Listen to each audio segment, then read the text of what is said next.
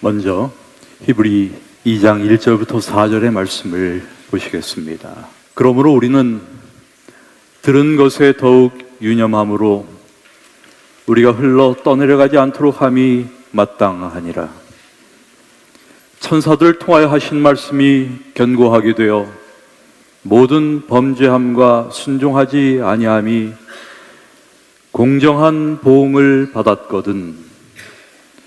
우리가 이같이 큰 구원을 등한히 여기면 어찌 그 보응을 피하리요.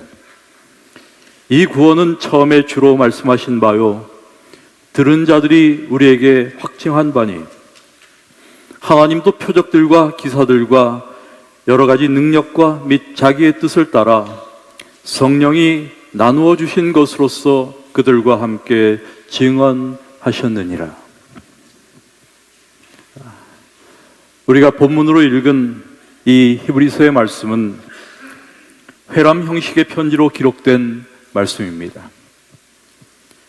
누가 히브리서를 기록했는지에 대해서는 신약 성경 가운데 가장 논란이 많은 책이지만 우리는 이 히브리서의 저자가 사도 바울일 것으로 생각합니다. 많은 보수적 성서학자들 역시 이러한 입장을 지지하고 있습니다.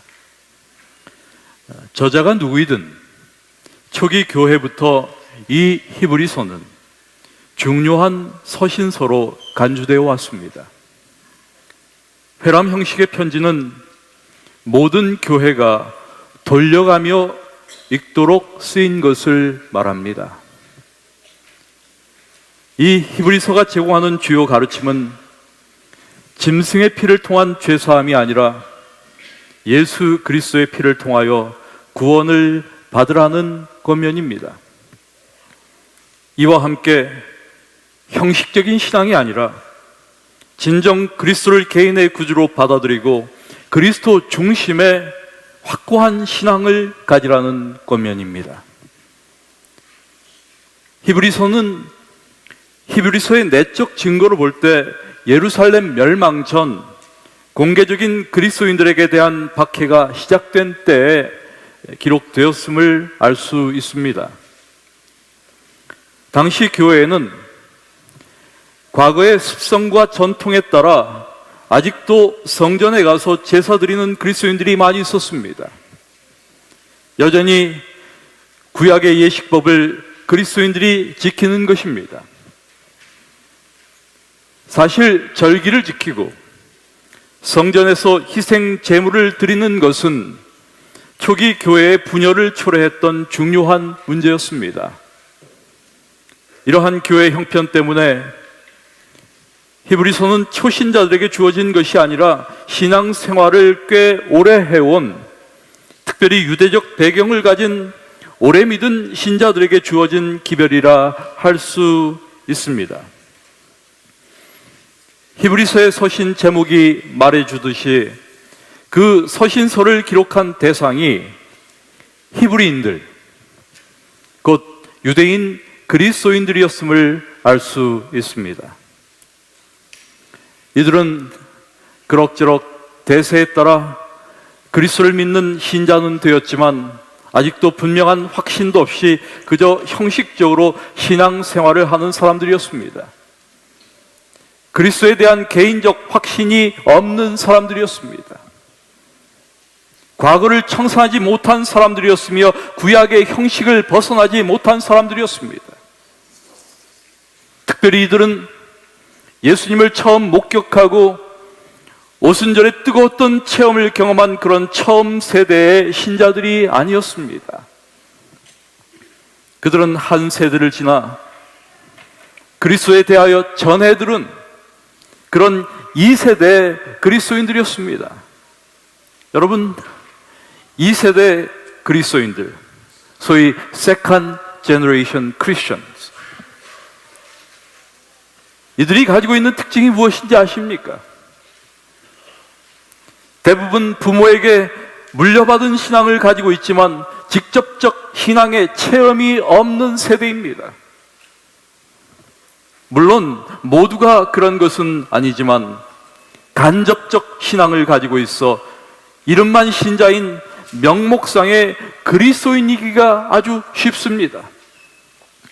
그래서 교회는 나오지만 헌신하지도 못하고 그렇다고 불신앙에 빠지지도 못합니다. 히브리서는 바로 이 같은 직접적인 신앙의 체험이 없는, 신앙의 확신이 없는 그런 신자들에게 보내진 말씀입니다. 그런데 이 같은 알맹이 없는 신자들에게, 이러한 형식적인 신자들에게 엄청난 위기가 닥쳐오고 있는 겁니다.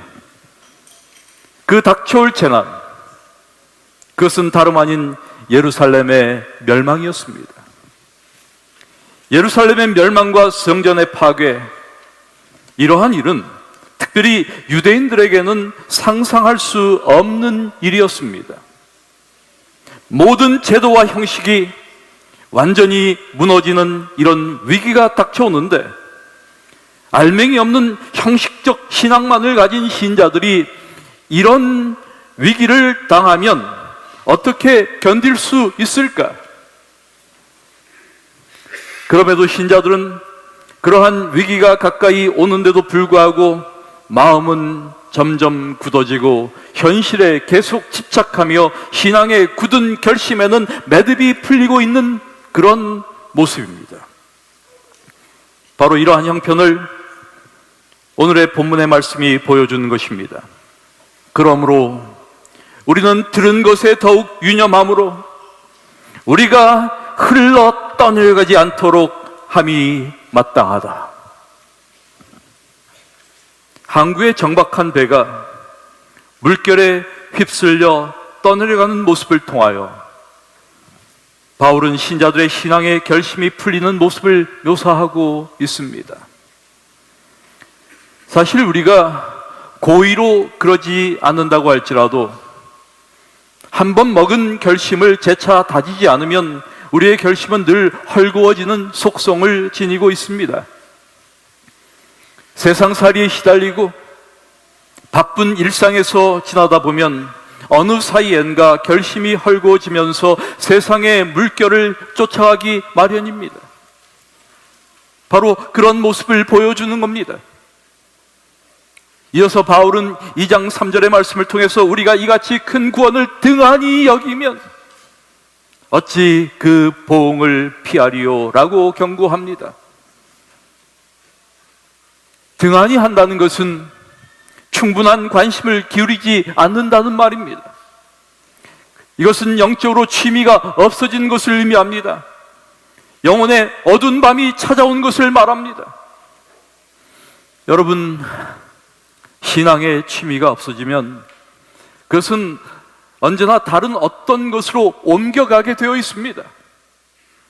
신앙의 취미를 두 개를 가질 수가 없습니다. 두 주인을 섬길 수 없다는 말입니다. 두 주인을 섬기는 것, 그것은 어려운 일이 아니라 불가능합니다. 그래서 예수님께서 말씀하셨습니다. 한 사람이 두 주인을 섬기지 못할 것이다. 너희가 하나님과 재물을 겸하여 섬기지 못한다. 그런데 불행하게도 많은 분들이 자신은 이것이 가능하다고 생각하는 것 같습니다. 여러분, 우리는 하나님과 세상을 겸하여 섬길 수 없습니다. 우리가 받은 구원은 엄청난 구원입니다. 그래서 바울은 이같이 큰 구원이라고 말합니다. 일반적으로 구원의 가치는 언제 알게 될까?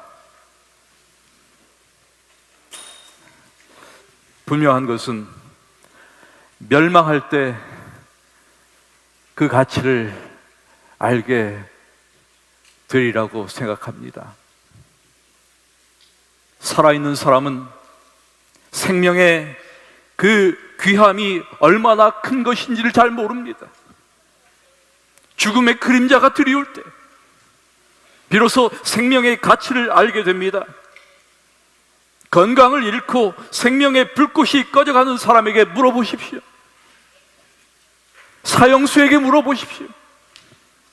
생명이 얼마나 귀한 것인지, 살아있는 것이 얼마나 복된 것인지.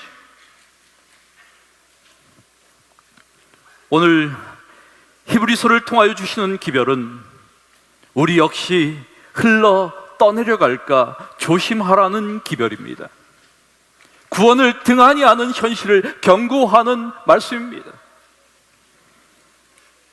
그렇다면 이러한 히브리서의 권면은 우리의 시대에 어떤 의미가 있을까? 우리는 히브리서를 받는 초기 교회 상황과 히브리서가 주는 기별을 보면서 이 말씀이 예루살렘 멸망이란 큰 위기를 앞에 뒀던 그때 당시 신자들만을 위한 기별이 아니라 바로 인간의 모든 형식과 제도가 우리 눈앞에서 꺼져가는 모습을 목도하게 될 이 마지막 세대에게 주신, 그러면서도 알맹이 없고 형식만 남아있는 오늘 우리에게, 이 교회에게 주신 기별이라는 것을 부인할 길이 없습니다. 오늘 우리의 문제는 무엇일까? 올해는 믿었지만, 침례는 받았지만, 신앙의 경력도 쌓였지만, 존경도 받았지만, 오히려 그 경력 자체가 문제이며 위험을 내포하고 있는 현실을 경험합니다.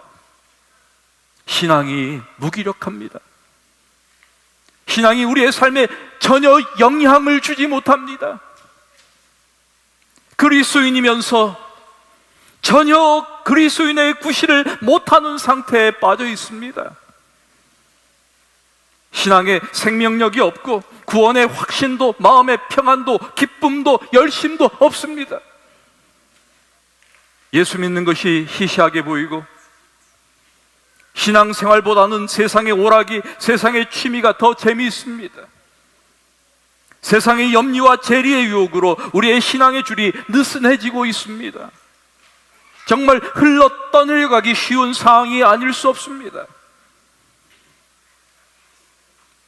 엘렌 화이트는 이렇게 말합니다. 우리는 종말의 시기에 살고 있다. 신속히 성취되는 때의 징조는 그리스도의 재림이 가까이 왔음을 선포한다. 우리가 살고 있는 시대는 엄숙하고 중대하다. 하나님의 영은 점차로 그러면서도 분명히 지상에서 물러가고 있다. 재앙과 심판이 하나님의 은혜를 멸시하는 자들 위에 벌써 내리고 있다. 땅과 바다의 재난, 사회의 불안한 상태, 전쟁의 경보들은 하나의 전조가 되고 있다. 이러한 것들은 최대의 사건이 접근하고 있음을 예고하고 있다. 여러분, 과거 히브리서를 받는 신자들에게 이 말 엄청난 예루살렘의 멸망을 경고하며 준비를 촉구한 이 기별은 이제 이 지구 역사에 있어서 가장 두렵고 엄숙한 사건에 대한 경고와 함께 모든 그리스도인들의 준비를 촉구하고 있습니다. 그리스도를 믿노라고 공언하는 신자들의 마음에 세속이 넘치고 있습니다. 여전히 다투고, 여전히 이기적이며, 여전히 시기하고, 여전히 원한을 품고 있고, 여전히 용서하지 못하는 오늘의 현실이야말로 우리가 받은 구원을 등한히 여기는 모습이 아닙니까? 그렇습니다, 여러분. 지금은 우리가 닷줄을 점검하고 단단히 해야 할 때입니다. 태풍이 오기 전 항구의 정박한 배의 닷줄을 점검한 것처럼 우리의 영적 상태를 세밀히 살펴야 할 때란 말입니다. 지금은 이 큰 구원을 소중히 해야 할 때입니다. 그래서 바울은 이렇게 권면합니다. 또한 너희가 이 시기를 알거니와 자다가 깰 때가 벌써 되었으니 이는 이제 우리의 구원이 처음 믿을 때보다 가까웠음이라. 그렇습니다. 우리의 구원이 가까이 왔습니다. 사실 우리의 삶에는 종종 위기가 찾아옵니다. 그리고 그 위기는 우리의 삶의 의미까지 송두리째 뽑아버리는 아픔과 고통을 수반할 수 있습니다. 두려움과 절망을 가져올 수 있습니다. 그런데 이 위기는 다양한 모습으로 찾아오지만 우리의 진정한 모습을 볼 수 있게 합니다. 위기가 오기 전에는 베드로처럼 큰 소리도 치고 용감할 수 있습니다. 그러나 위기가 닥치면 진정한 우리의 모습이 그대로 드러납니다. 저는 오래전 제가 대학 시절에 돌아가신 제 외할머니의 말씀을 늘 기억합니다. 제 외할머니는 한국의 제1세대 기독교인으로 전쟁을 겪으셨고 이북에서 신자들을 이끌고 LST 상륙함을 타고 진도로 피난을 오신 분입니다. 제 할머니는 공산군이 마을에 들어왔을 때 어떤 일이 있었는지 제게 이야기해 주셨습니다. 그래서 제 할머니가 하시는 말씀이 하나 있어요. 전쟁 나보면 다 한다. 누가 비겁하고 누가 진정 하나님을 사랑하며 진정한 용기를 가지고 있는지 다 드러난다. 예수님께서 이런 말씀을 하셨습니다. 그러므로 누구든지 나의 이 말을 듣고 행하는 자는 그 집을 반석 위에 지은 지혜로운 사람 같으리니 비가 내리고 창수가 나고 바람이 불어 그 집에 부딪히되 무너지지 아니하나니 이는 주초를 반석 위에 놓은 까닭이요 나의 이 말을 듣고 행하지 아니하는 자는 그 집을 모래 위에 지은 어리석은 사람 같으리니 비가 내리고 창수가 나고 바람이 불어 그 집에 부딪힘에 무너져 그 무너짐이 심하니라. 여러분, 예수님의 이 말씀은 그리스도인 삶의 위기와 관련된 탁월한 비유가 아닐 수 없습니다.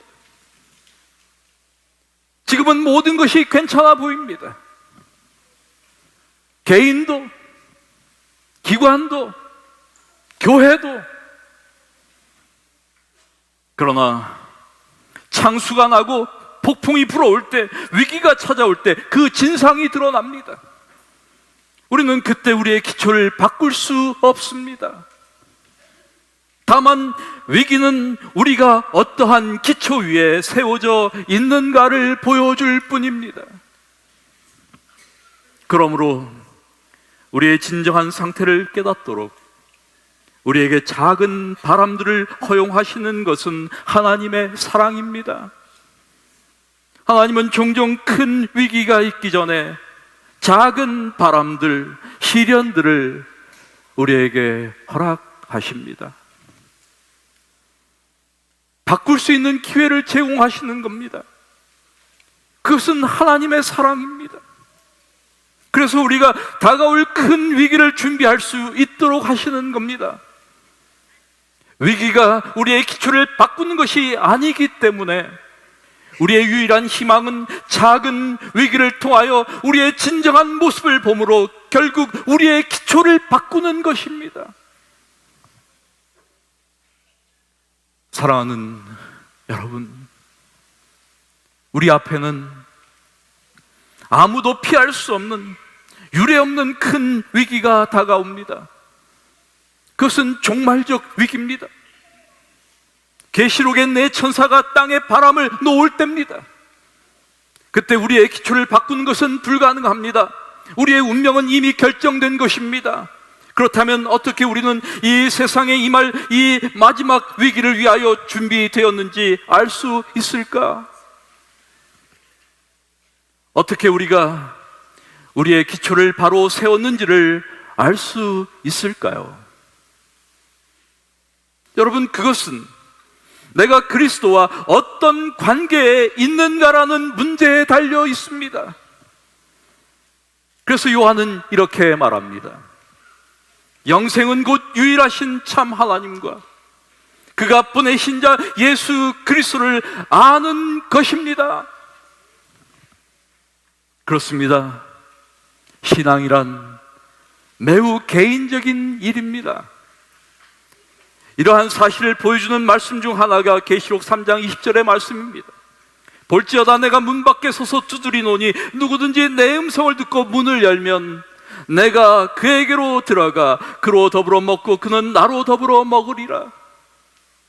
주님과의 관계라는 것이 매우 개인적 관계임을 보여주는 말씀입니다. 단체적, 집단적 관계가 아닙니다. 나와 너의 관계입니다. I and thou. 나와 그리스도와의 관계입니다. 예수께서 들어와 먹고 마십니다. 함께 먹는 것, 그것은 가까운 사람들과의 교제에 가장 의미 있는 수단입니다. 우리가 생각해야 할 중대한 질문이 있습니다. 나는 예수님을 아는가? 나는 예수님을 아나? 여러분, 이 시간 잠시 조용히 자신에게 물어보십시오. 나는 예수님을 아는가?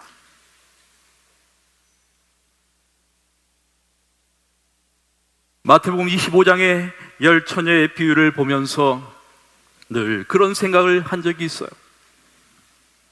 그 위기의 순간 기름 있는 처녀들과 기름 없는 처녀들이 나뉩니다.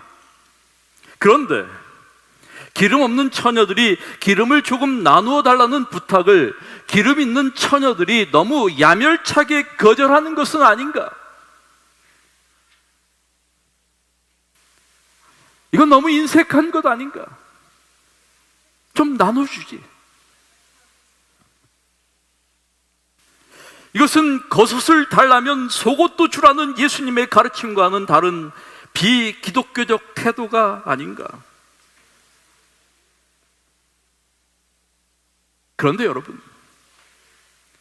신앙의 개인적 경험은 떼어 나눠줄 수 있는 것이 아닙니다. 나눠주고 싶어도 줄 수가 없어요. 하나님과의 개인적인 경험의 중요성이 바로 여기에 있습니다. 내 아내의 신앙적 경험을 남편인 내가 가질 수가 없는 거예요.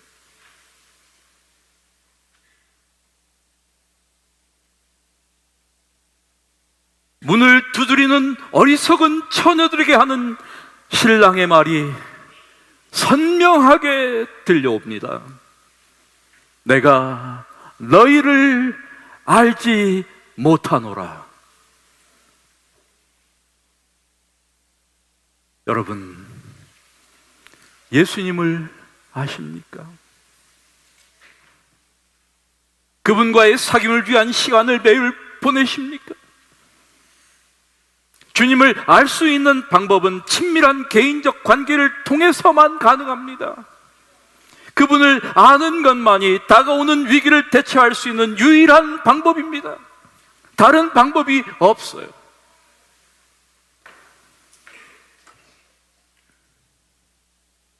언제나 책상이 지저분한 소년이 있었습니다.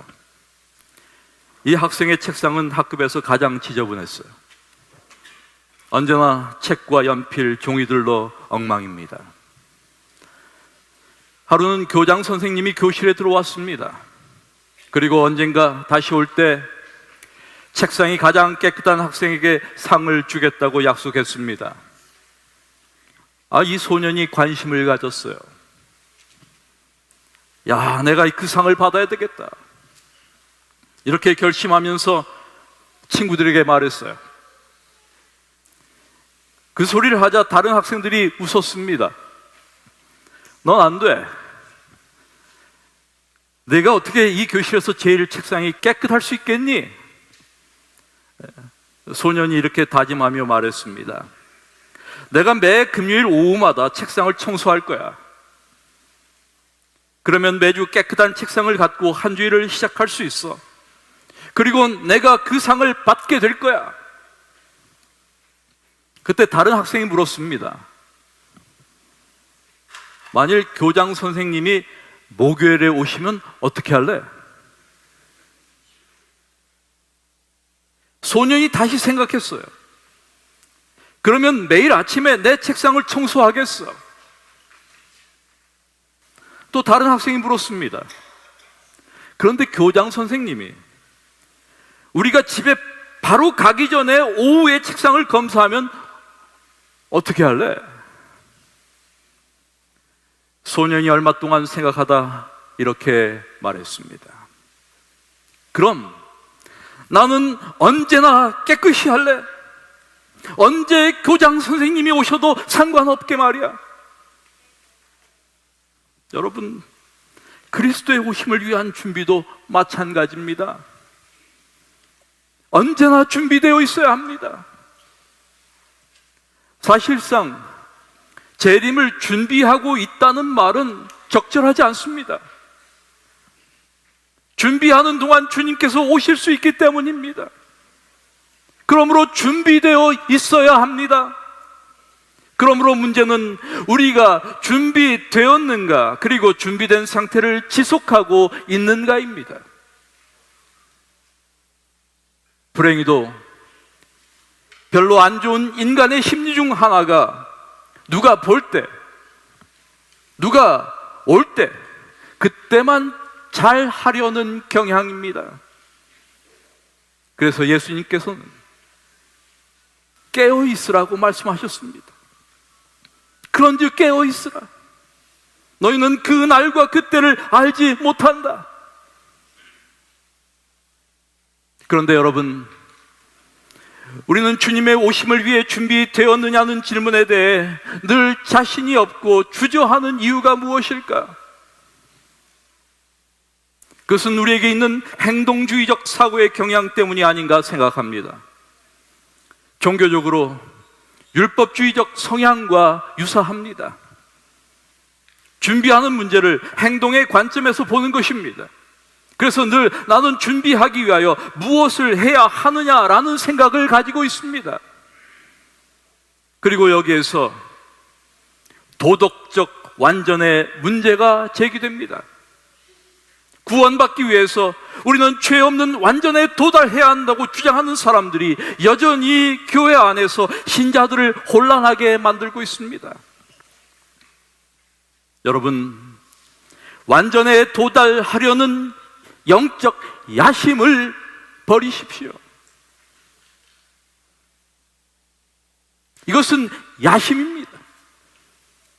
영적 야심은 결국 영적 에고라는, 영적 교만이라는 장애를 가져옵니다. 그래서 인간은 너무 지나치게 경건하게 보이면 안 됩니다. 분명한 한 가지 사실은 무엇을 이루어 보려는 욕망에 기초하여 마지막 때를 위해 준비해야 한다면 우리는 오직 우리 자신이나 자신의 행동에 집중하게 될 것입니다. 그러나 관계의 측면에서 생각해 본다면 매일매일 주님과의 교제와 교통에 집중하게 될 것입니다. 그리고 우리 안에 있는 모든 확신 없음과 두려움은 끝날 것입니다. 우리의 준비는 매일 하루의 삶에 있어서 하나님을 최우선 순위에 놓기를 선택하고 결정할 때 이루어지는 것입니다. 준비는 우리의 종교적 성취를 통하여 이루어지는 것이 아닙니다. 선택과 결정이라는 생활 방식으로 이루어지는 것입니다. 이것은 무엇인가 이루어야 하겠다, 어디에 도달해야겠다는 영적 야심이 아니라 하나님과의 인격적 만남이란 영적 추구를 통하여 이루어지는 것입니다.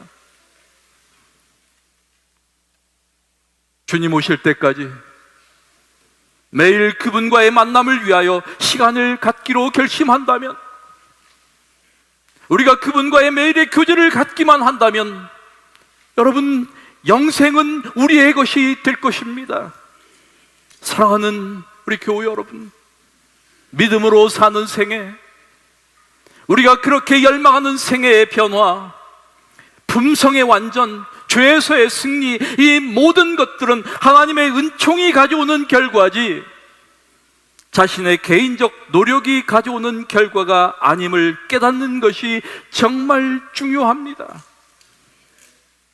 사도 요한은 이렇게 말합니다. 아들이 있는 자에게는 생명이 있고 하나님의 아들이 없는 자에게는 생명이 없다. 만일 우리가 생명을 가졌다면, 우리 안에 아들이 있다면 우리는 주님을 맞을 준비를 갖춘 것입니다. We are ready to meet Jesus.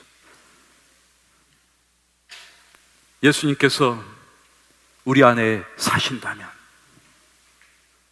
그분은 당신의 뜻을 행하도록 우리 안에서 역사하실 것입니다. 궁극적인 승리, 우리의 모든 순종, 극복, 완전까지도 우리 안에서 역사하시는 성령님의 사역의 결과가 될 것입니다. 이것이 그리스도께서 우리 안에서 이루시는 그분의 의입니다. 이것이 나누어 주시는 그리스도의 의입니다. 여러분, 만일 우리가 우리 자신들을 보고 우리가 어떻게 행하는가를 본다면 세상에서 우리가 구원받을 가능성은 전혀 없습니다. 그러나 만일 우리가 예수를 바라보고 우리의 눈이 그분께 고정되어 있다면 이 세상에서 우리가 잃어버리게 될 가능성이 전혀 없습니다. 흘러 떠내려가는 일은 없을 것입니다. 그렇습니다. 예수님만이 우리의 의가 되십니다. 우리는 이렇게 다가오는 종말의 위기와 자기도 모르게 찾아오는 영적 몰락을 대비합니다. 이 시간 하나님의 은총을 간구하며 우리의 영혼의 닻을 주님께 단단히 고정하게 되기를 간절히 기도드립니다. 말씀을 마칩니다.